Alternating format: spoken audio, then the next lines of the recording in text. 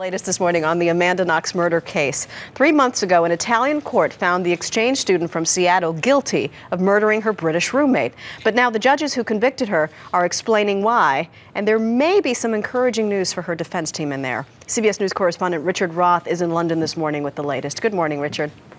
Good morning, Maggie. Well, they say it was a fair trial. The court says Amanda Knox and her boyfriend weren't convicted of murder because of bad publicity or odd behavior, according to a 427-page explanation of the case. But Knox was not the mastermind, and the crime was not premeditated. Explaining their verdict in the post-trial report, the judges and jurors said Amanda Knox didn't plan the murder of her British housemate, and it wasn't a killing inspired by hate.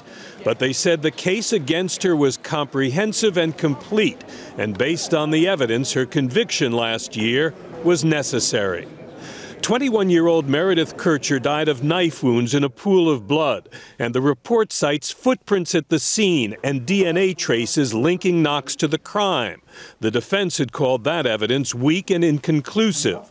But the judges and jurors had no doubt. Knox and her boyfriend Raffaele Sollecito, described as immature and probably high on pot, killed Kircher in the heat of a sex game gone wrong. Caught up in an assault on the woman led by a drifter named Rudy Guede, who was convicted in a separate trial. The report suggests Knox tried to hide her guilt by tampering with the crime scene and by implicating someone else. In what it called a sort of repentance for the murder, it says Knox and Sollecito pulled a duvet over Kircher. They couldn't look at her, it says. They covered her body.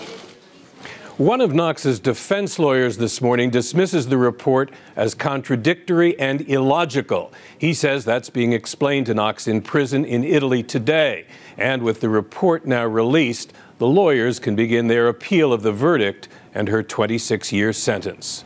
Maggie? Richard Roth in London. Richard, thank you.